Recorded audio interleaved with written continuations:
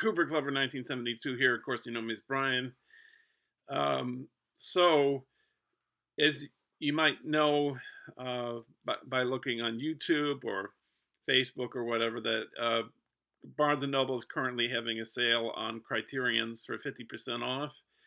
And it's this November, which is happening right now, and it goes until the end of the month. I think it's the 28th. I think the last day is.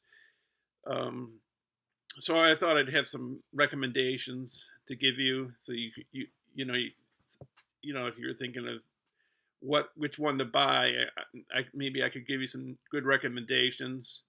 I've got I believe 11 recommendations. I was gonna just do 5, but Criterion's such a good label that it's hard to just recommend 5, because they generally choose really good films, and they're loaded with special features and nice booklets and nice artwork. So I had to resort to 10, and then I had to get an 11th in. So I'm going to show you 11 titles.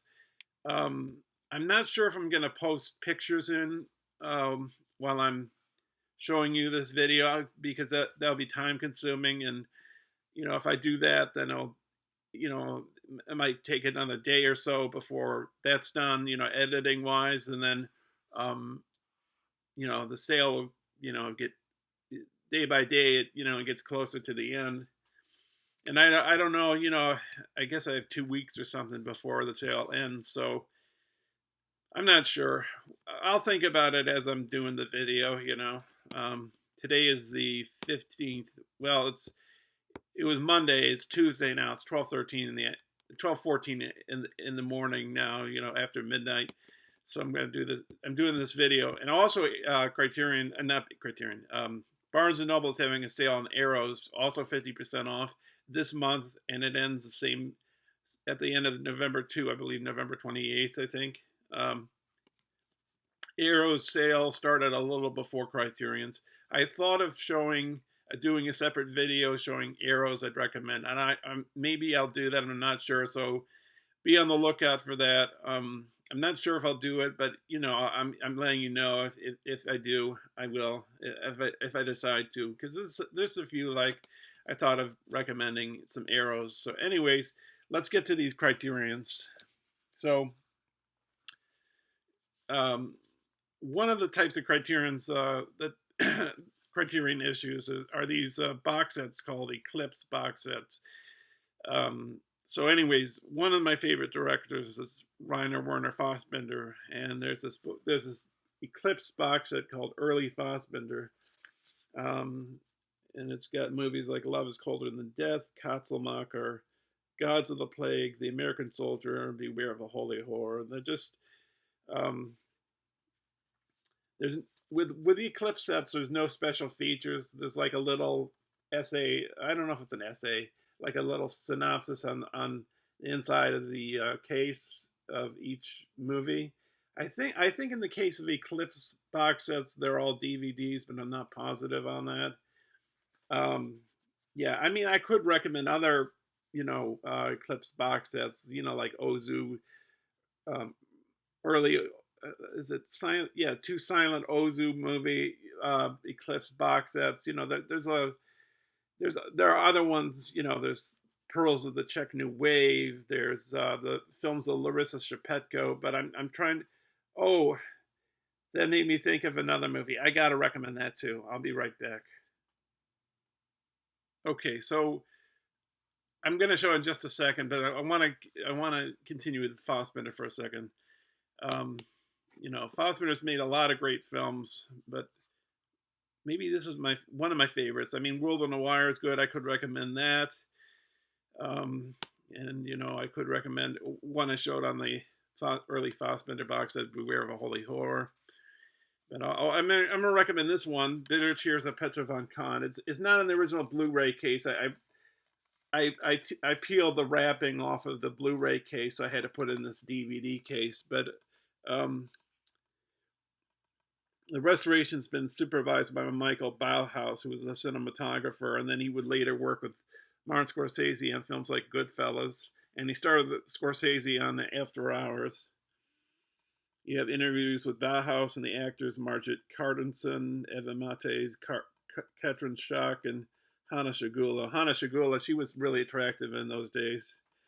And a new interview with film scholar Jane Shudder. Oh, I just thought of another Fassbinder box set, the BRD trilogy, but I don't know if I've looked at all the features on that, so I don't think I can really fairly give you a recommendation without doing that. But it's probably worth giving it a recommendation. New interview with film scholar Jane Shattuck. Role play Woman on Fassbinder, 1992 German television documentary by Thomas Honekel, featuring interviews with Cardensen, Shigula, and actors Irm Herman and Roselle Zeck. Irm Herman, she died fairly recently, in her early 80s. So, but now I mentioned Larissa Shepetko, and there is a box set of two of her films, Wings and The Ascent. They also released a single release of The Ascent with more special features. I have the Eclipse Larissa Shepetko box set, which doesn't come with any special features. So if you want special features, The Ascent is a good film. That's set in it's a Soviet film, a Russian movie. I think, and her husband's name is Elem Klimov. I think that's his name, right? Yes. So they made she made a film in the 70s called The Ascent, and I believe, and both of their films were set in World War II, and both of them I think were set in the same area of Russia. Belarus or Georgia. I think it both in Belarus. And so she made her film. She died in a car accident in the early 80s, I believe. So I think this is 85. Yes. So this is 85. This is a film called Come and See. This is a Russian movie. This is about a young boy right here and how he's subjected to I hope I'm not boring you. Let me go back. Let me just go back just a second here. The Bitter Tears of Petra von Kant. The reason why I like this movie is it's a 40-something-year-old fashion designer, and she's been divorced, and she has a secretary who works for her. The film is set in one bedroom, and there's like cats. You see a few cats that walk around. And there's only 6 women in the whole film, no men. And so Petra's friend mentions this woman named Karen, who's like in her 20s. When she meets Karen, they strike up a relationship. You don't see them having sex, but I assume they have. And she gets attached to Karen, and then they get in a big argument, and then she leaves and she never comes back. And she becomes really, really desperate and really crazy, as the time progresses during the film. And her performance is unbelievable. I just love it. Her daughter comes and her mother comes, and trying to talk sense into her, but she goes crazy over this love for for this woman named Karen. So and this is Come and See. This is a Russian movie. This is set during World War II. This boy, he's sent off to fight the war against the Nazis, but basically he loses his innocence, and he's subjected to all these horrible, torturous things, explosions, and people being thrown into a barn and tied, not allowed to get out of there, and burned alive, and explosion there. I think he finds this young woman attractive, and they're just in the forest, and all of a sudden there's this big explosion, and he's almost shot point blank by these Nazis, but so he loses his innocence in this film, basically. So that's why I recommend this one. and I think it's loaded with special features. I mean, well, it's Criterion, so it would be. There's an interview with Roger Deakins about the movie. He's not the cinematographer, but he highly praises this movie, I would say. And his interview with the director of Elim Klimov's brother and frequent collaborator, German Klimov, and 1975 films, and a documentary about first-hand accounts of the survivors of the genocide during World War II and what is now known as Belarus. Yes, Belarus is right, yes. Interview from 2001 with Elim Klimov, interviews from 2001 with actor Alexei Kravchenko and production designer Victor Petrov. The story of the film, come and see, 1985 short film featuring interviews with Klimov, Kravchenko, and writer Alice Adamach. From fandom.com. Tetra and the Alexa, stop. Alexa, stop. I said something that triggered that. Oh, I think I know what I said. I said its name. The device. You know what it is, I think.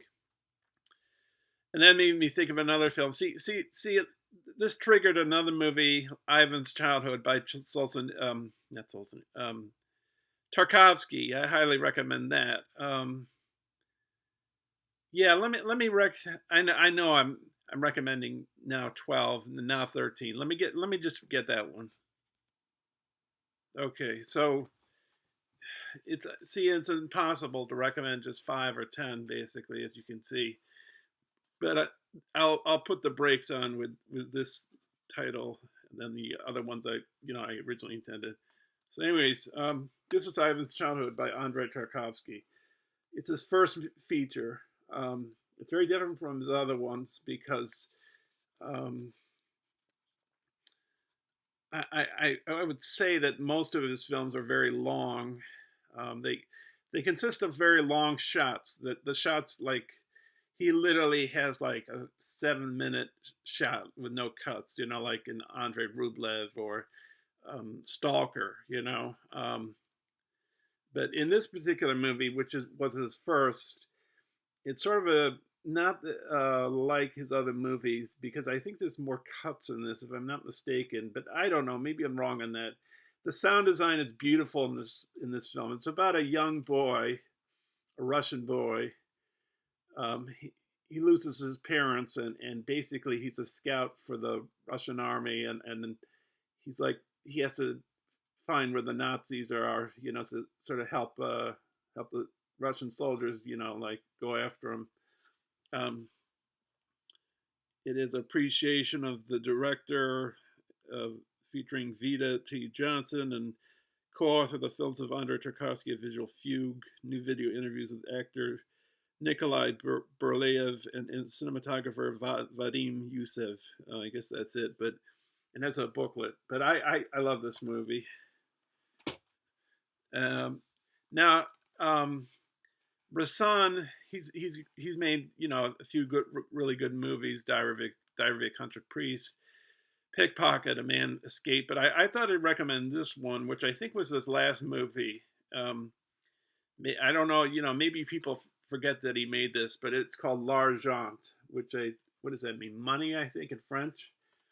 I think what you see in the movie is, as I recall, I haven't watched it in quite some time, but you see this cash being handed from one person to another person, and what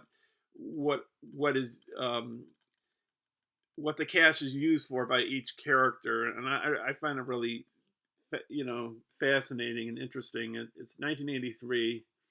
There's a press conference of the 83 Cannes Film Festival featuring director Bresson and the film's cast.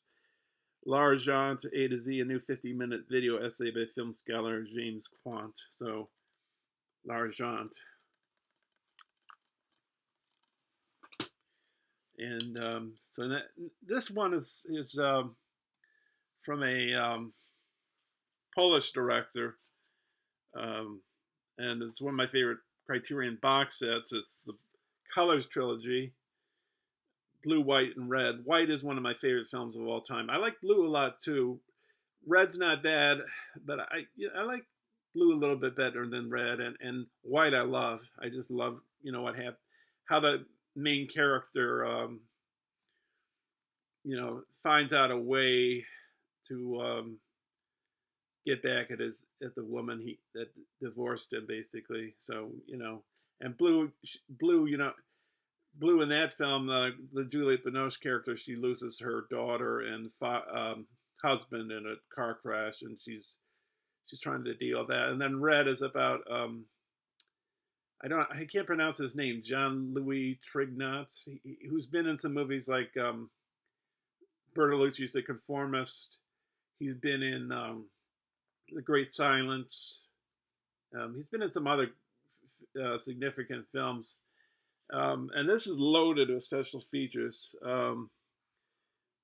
There's 3 cinema lessons with the directors. There's interviews with co-writer Christoph Pieswitz, and I'm sure I'm butchering the name. Composer Zbigniew Priesner, and actors Julie Delpy, Irene Jacob, and Zbigniew Zamachowski. There's a selected scene commentary featuring Juliette Binoche. There's video essays on the films by Annette Insdorf, Tony Raines, and Dennis Lim.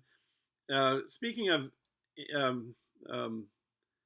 Annette Insdorf, she also does some other Criterion special features for some of the other Kieslowski films, like the Decalogue series, and I think Double Life of Veronique as well.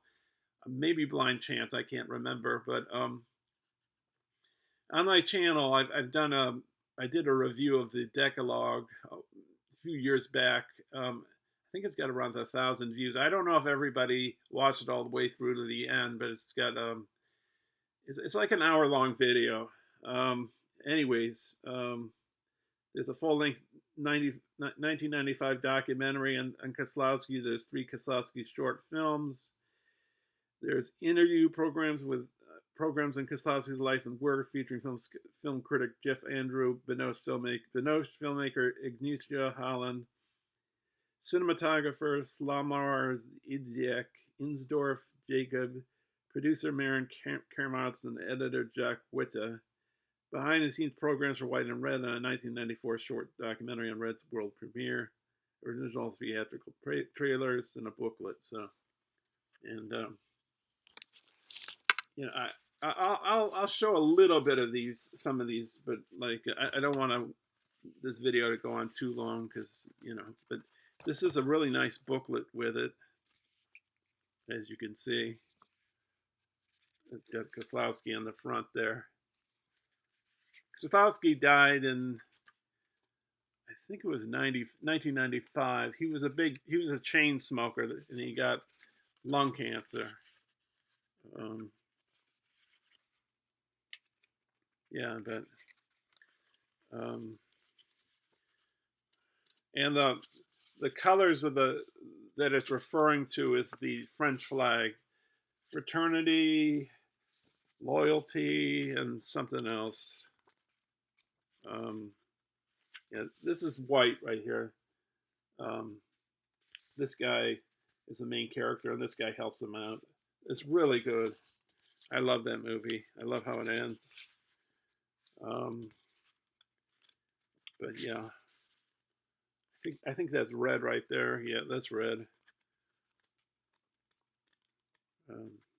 Beautifully shot, beautiful music.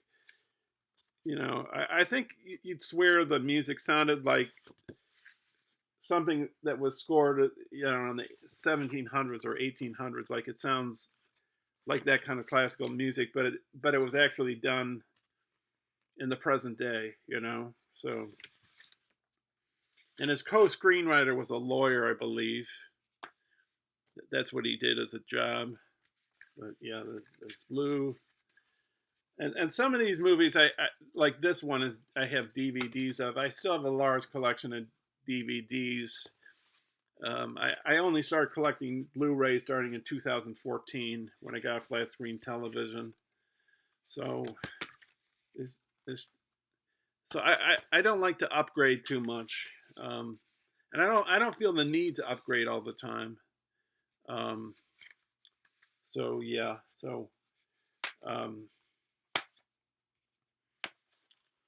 because like I have like Blade Runner, I have the Voight-Kampff box set, and the transfer is like a 4K or 6K transfer onto the DVDs. I can't notice the difference. I know some people are much more um, um, much more insistent that they have it in a higher resolution or what higher contrast or whatever. But I'm fine with it as it is, just as long as it. I mean, there are transfers that are awful, but or like if I have a movie, but then it comes to Criterion, then maybe I'll upgrade to a Blu-ray in that particular case. This is a Charlie Chaplin movie. I was thinking of recommending The Great Dictator as well, but I think I'm going to go with this one. And I go with, I like the Gold Rush too, but I haven't watched my Criterion of the Gold Rush, so I can't recommend that yet. I don't know. I mean, but this is on the Blu-ray, it's obviously one Blu-ray, but this is the DVD. Um, this was made in the 30s, I think 1936. He, as many people know about Charlie Chaplin. He started off making silent films, obviously. In this particular film, he used sound a little bit. Like he didn't speak in the film, but like some of the other characters in the film spoke. And there's, wait a minute. There he is in the machinery. Is that? Yeah, that's him in the machinery at his job, or one of his jobs.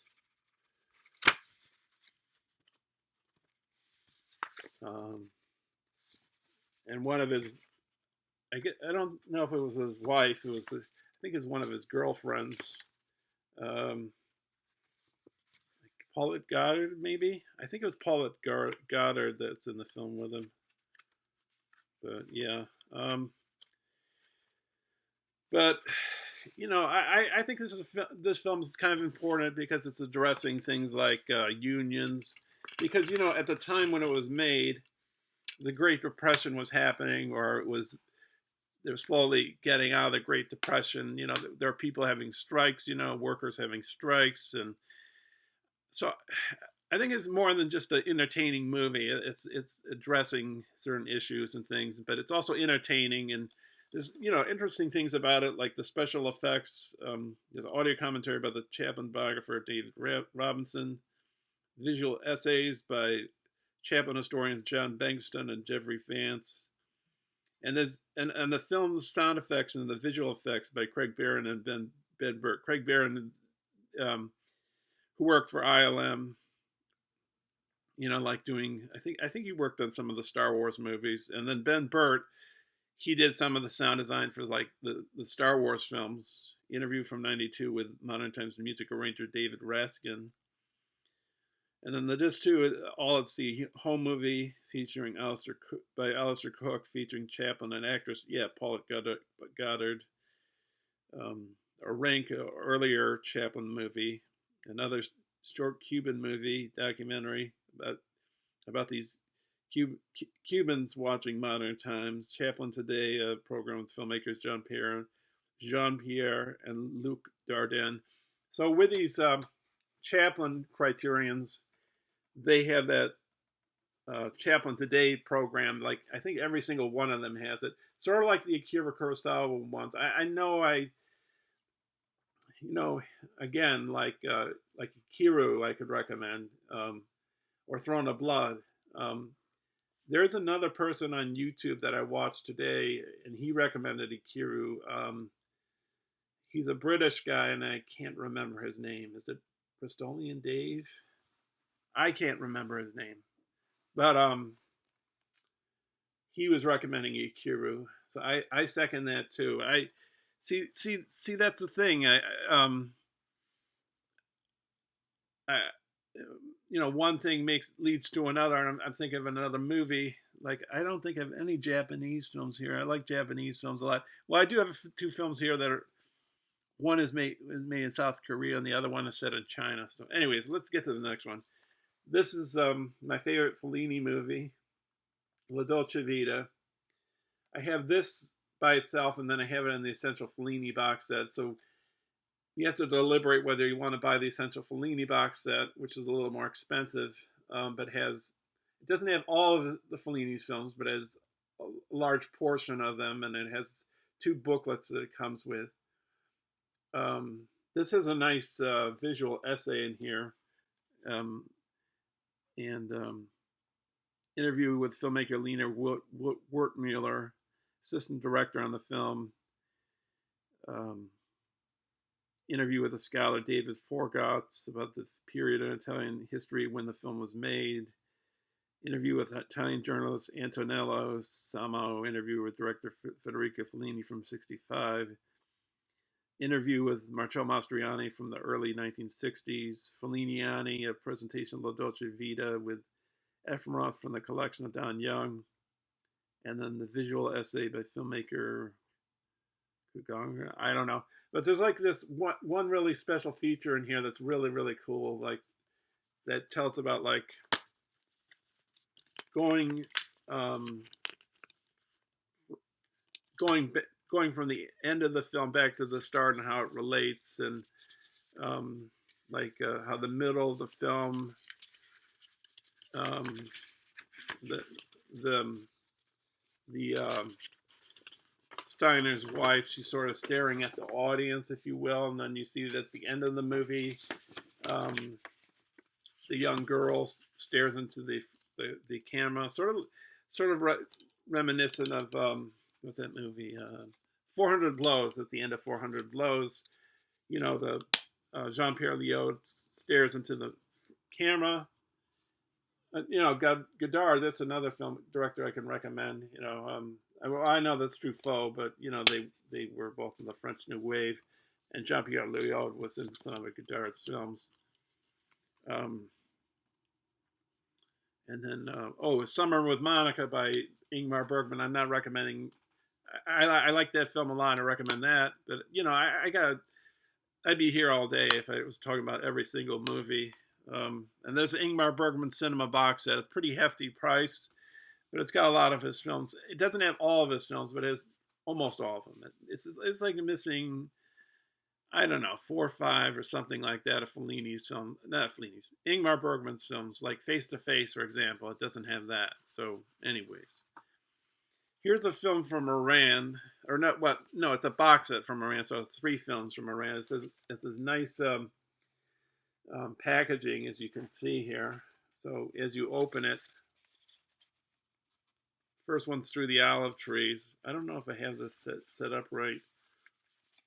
It's like a book, and life goes on, and then Where Is a Friend's House, and it concerns a certain area of Iran. At the first one, it shows what life is like for this young kid, and then another one is this father and son, and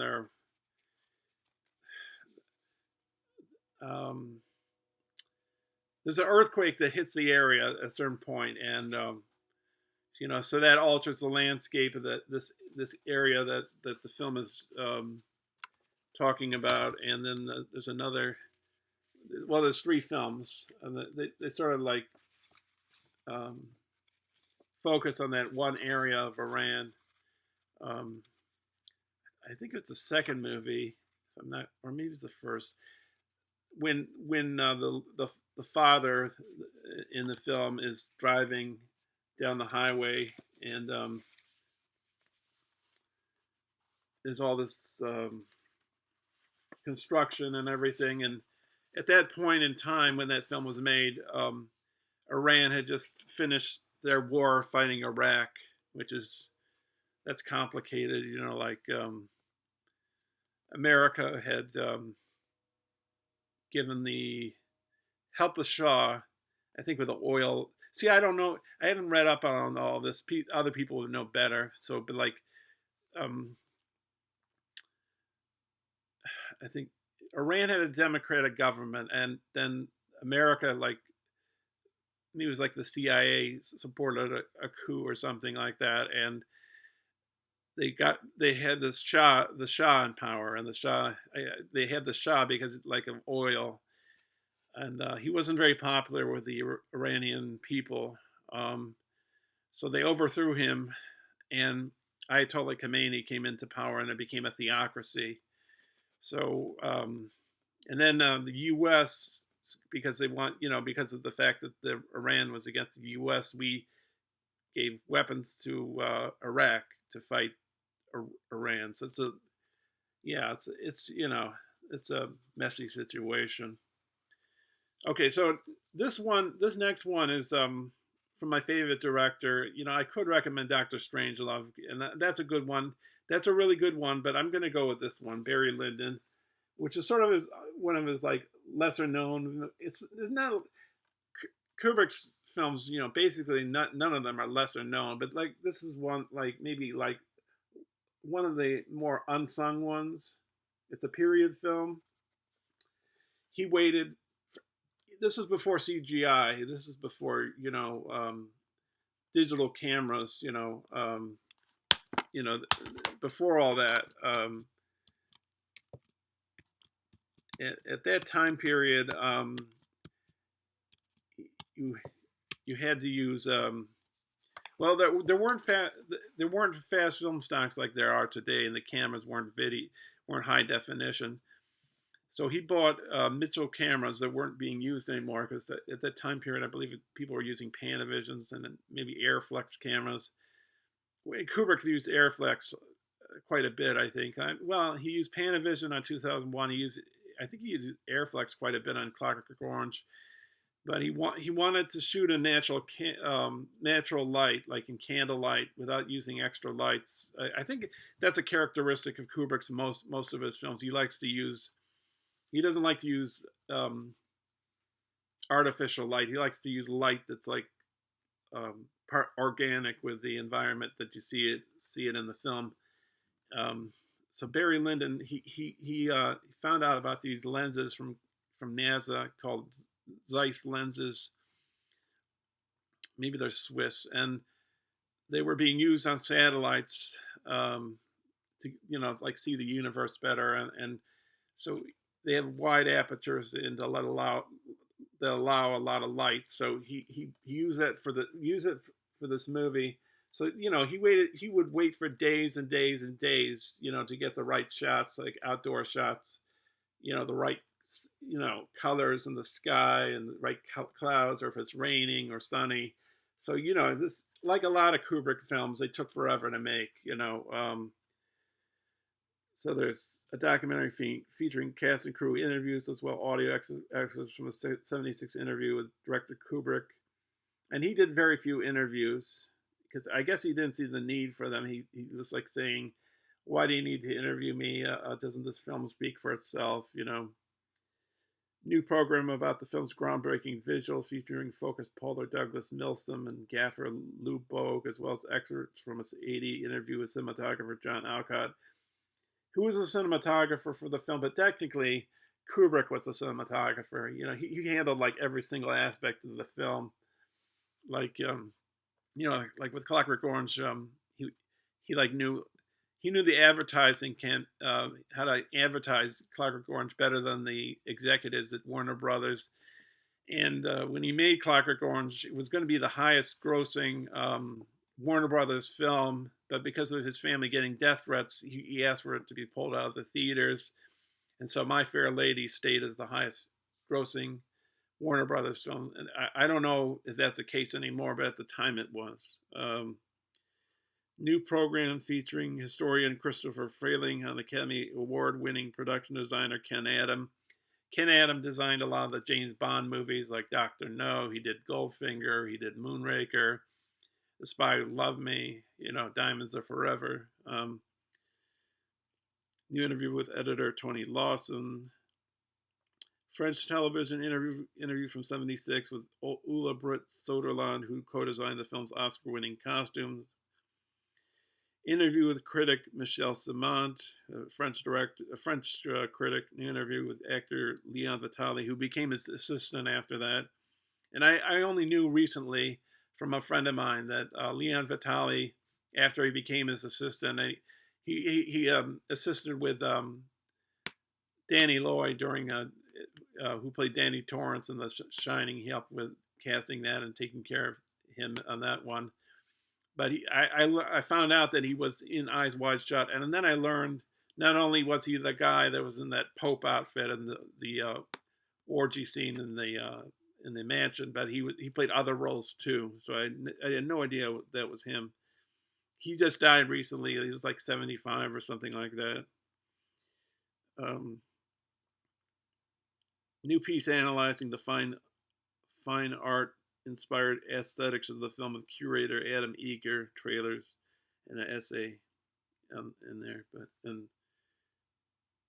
Two piece about the look of the film from the March 76 issue of American Cinematographer. So this is regarded as one of the most, as maybe the most beautifully photographed film of all time, or one of the most beautifully photographed of all time. And this is the Blu-ray, and it has 2 discs, so it's loaded with information. I don't know if this is everybody's cup of tea. Last I knew, you could watch this on YouTube for free with ads. I don't know if everybody's going to like this film because it's like 3 hours and 15 minutes, and I think you got to like this kind of a movie because it features all classical music. Basically, Kubrick used mostly classical music in most of his movies. Oh boy, this video is long. I got 3 more to go after this, then we're done. But yeah, so this will take you some time to get through, but it's worth it, I think. If you like Mozart, if you like Handel, then you're gonna like the music in this movie. It's a film about people. It's a film about life. It's a film about children. Parents and children and class. People that are rich and people that are poor, and death and birth and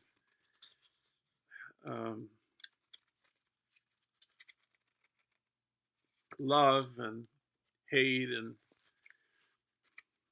I love this movie. It's just a beauty to watch. But I don't know if it's everybody's cup of tea. And maybe you have to watch this a few times to get into it. But I don't know if I don't know if everybody's gonna like this. I don't know. So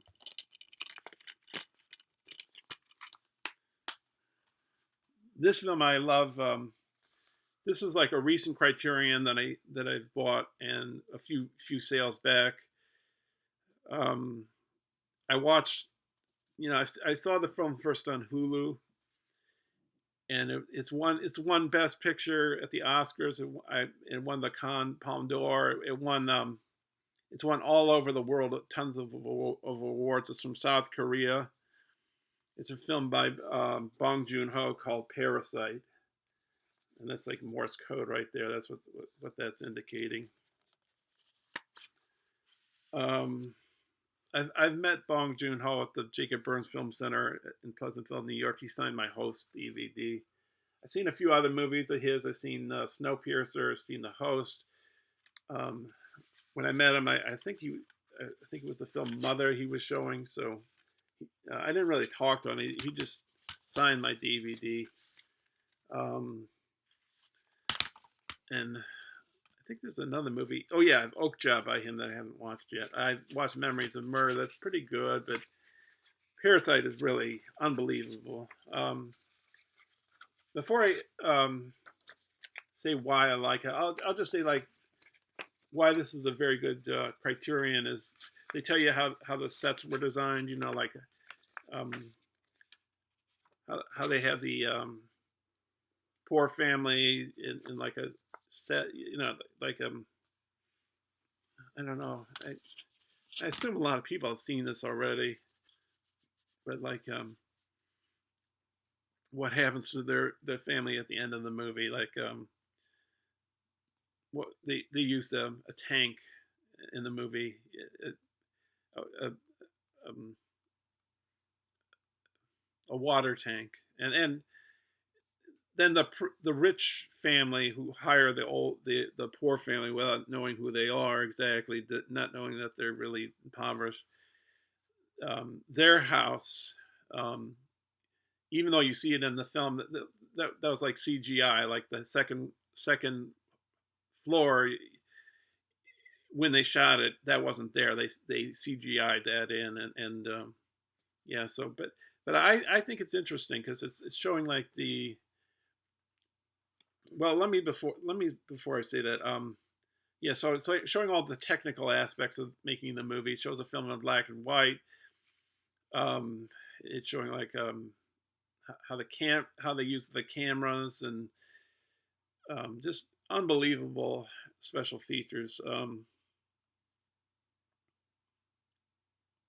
Audio commentary featuring Bong and critic Tony Raines. Black and white version. New conversation between Bong and critic Darcy Paquette. New interview with Hong. Production designer Lee Han Yun and editor Yang Jimo. New program about the new Korean cinema movement featuring Bong and filmmaker Park Jun-wook. Cannes Film Festival press conference in 2019 featuring Bong and members of the cast. Masterclass featuring Bong from the 2019 Lumiere Festival in Lyon, France. Some say Memories of Murder is a better film. I guess it's not a bad movie. It's not too bad, but this one I can't. I just love this movie. I've watched it a few times, and it never. It's a very rewatchable movie. So if you're asking for like a rewatchable movie, this is it. And this is a film that's like addressing what's happening these days. Between the haves and the have-nots. The very rich and the very poor. And I think that's the reason why it's winning all these awards all over the world. And that's why it was the first foreign film to win Best Picture. Not just, I think it won Best Foreign Film at the Oscars, but it also won Best Picture. So, yeah. So, and the way it ends is just unbelievable. And there's like a surprise in it as well that comes out of left field, and you don't expect it, and it makes the film even better than what you see. Even though it's a great movie, it goes to another level. So I can't. This one I love. I love this movie. So obviously I'm talking about it to death. So obviously I love it. Okay, so this next one is I recommend because, well, I think my favorite Terrence Malick film would be The New World, which I have on Criterion, but I haven't watched a Criterion of it yet, so I can't really quite recommend it. I might, if I watch it all, I probably would be recommending it because it's the tree of The New World, but I don't know. But I've watched other Terrence Malicks on Criterion's, and I like Knight of Cups too. That's not on Criterion, but I like Knight of Cups. But I have watched this. This is a really good movie as well. It's called The Tree of Life. It stars Sean Penn, Brad Pitt, and Jessica Chastain. It's got a new digital restoration approved by Terrence Malick and cinematographer Emmanuel Lubezki. Emmanuel Lubezki, he's a cinematographer. He did what's that movie with DiCaprio? The Revenant, which was directed by, is it Alfonso Cuarón or is it the other guy, Arias or something? I can't remember which guy it is, but so he was the cinematographer on that movie. He was a cinematographer on another one. He's been a cinematographer on quite a few movies. Was he on I think he was the cinematographer on Gravity. Maybe I'm wrong on that. And then he was the cinematographer on, maybe Cuarón directed The Revenant, because Cuarón, I believe, directed Y Tu Mama Tambien, and he worked on that as well. But so with this comes there's another extended version of the film. The film's long. The film's 139 minutes, but there's an even longer version with 50 minutes of added footage, and it's exploring the film with people that talk about it, with David Fincher and Christopher Nolan, which I believe was featured on another edition of this film on another label, which Criterion usually brings along with it, when they do their own versions. Interviews with Jessica Chastain and senior visual effects supervisor Dan Glass. New video essay by critic Benjamin B. about the film's cinematography and style, featuring audio interviews with Lubetsky, production designer Jack Fisk, and other crew members. New interview with critic Alex Ross about Malick's use of classical music. Video essay from 2011 by critic Matt Stoller Seitz and editor Serena Bramble. Trailer.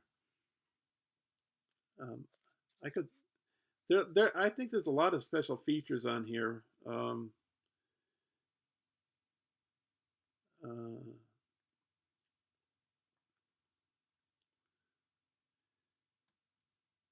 me see. It's on here. You'll see like how they did the special effects. You'll see how they choreographed the cinematography, how they shot on the streets. I mean, you will see a lot of stuff on here. And in addition to that, like it's got some nice classical music that, like, I don't know if Brad Pitt can play the piano, or if he's just faking it in the movie. I'm not sure. It's got these interesting visual effects that because the film takes place in Texas, like in the 50s or 60s, and these three boys are growing up, and their father is Brad Pitt, and it also shows one of the sons grown up, Sean Penn, working for a business or something in a high rise, but it shows other scenes of like the universe, dinosaurs, volcanoes. So it's more than just a film about three brothers and a father played by Brad Pitt and a mother, Jessica Chastain. It's just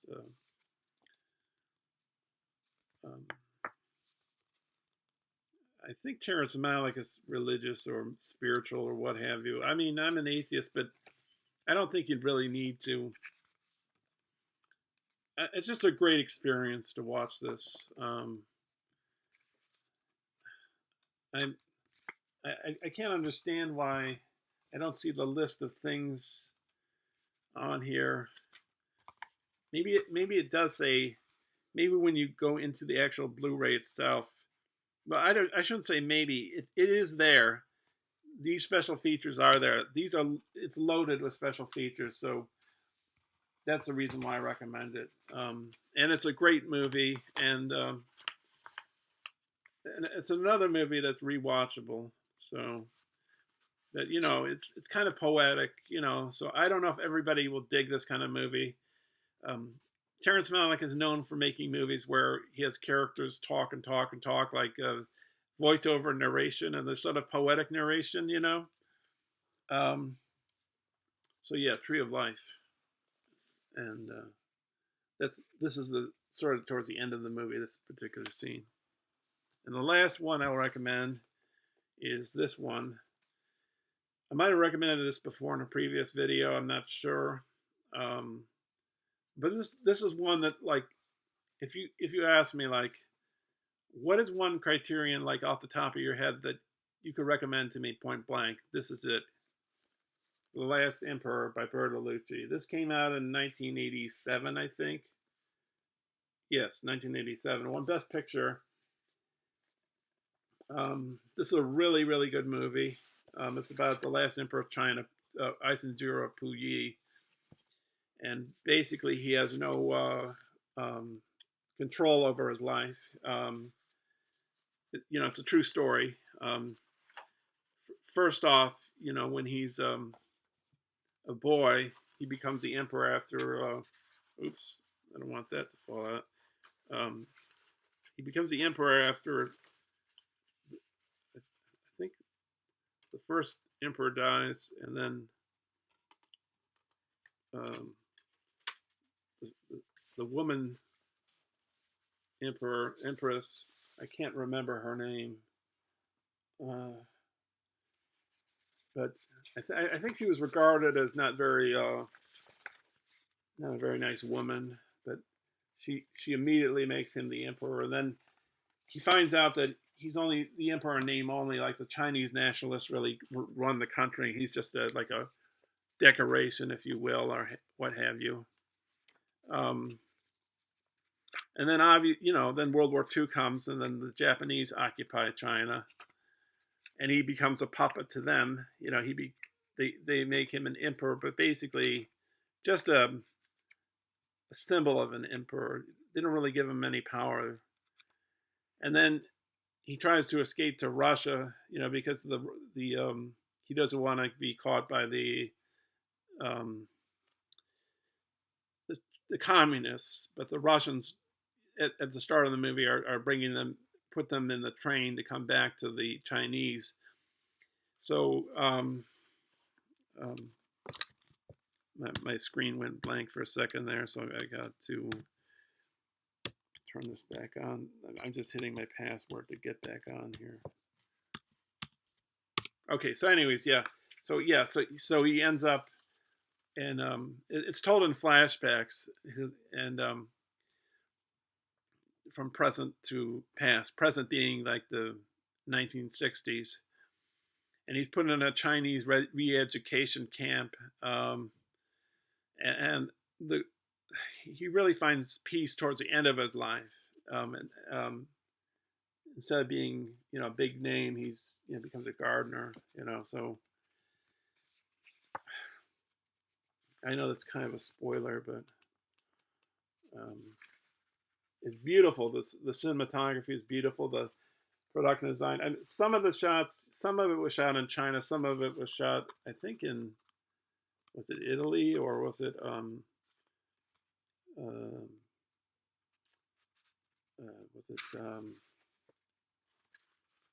England? I don't know. It's an international cast of people. That's him when he's been caught by the Chinese communists. At the start of the film, he tries to commit suicide, but they stop him from succeeding. And it is kind of tragic, and it is kind of heavy, in that sense. But there you got the Mao Zedong right there, and the propaganda painting. And this is loaded with special features. So it's got the film with a commentary by Bertolucci, producer Jeremy Thomas, screenwriter Mark Peplow, and composer actor Ruchi Sakamoto. The composer Ruchi Sakamoto basically does the whole score. Kong Su and David Byrne from the Talking Heads do a little bit, but the majority of the score is done by Ruchi Sakamoto, who's a Japanese composer, and he's also plays the Japanese, I guess, soldier in the film.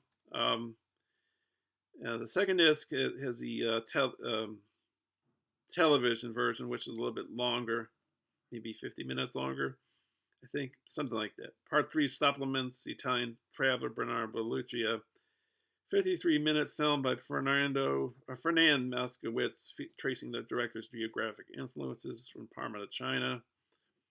Video images taken by Bertolucci while in pre-production in China. The Chinese Adventure, Bernardo Bertolucci, a 51-minute documentary that revisits the film's making. A new 45-minute documentary featuring Storero, editor Gabriella Cristiana, costume designer James Atkinson, and art director Gianni Silvestri. Disc 4 supplements. This is where you also learn history. 66-minute BBC documentary exploring Bertolucci's creative process in the making of The Last Emperor. Oh, well, not the 30-minute interview with Bertolucci from '89, and the new interview with composer David Byrne. Oh, and then you have a new interview with cultural historian Ian Buruma examining the period of the film in a booklet. So yeah. So this is one I highly recommend. I don't know if the DVD is out of print or not. I don't think it is. And there is a Blu-ray of this, and I thought the Blu-ray had less special features or didn't feature the television version, but maybe I'm wrong.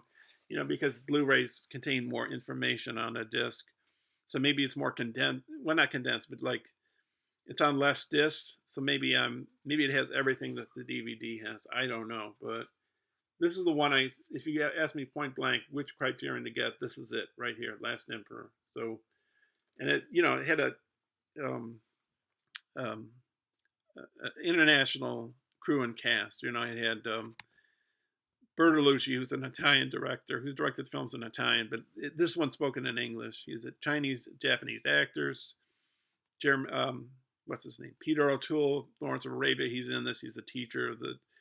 He's an English teacher for the Eisinger Puyi. There's British producer of the film, Japanese, Chinese, and American composer for the music.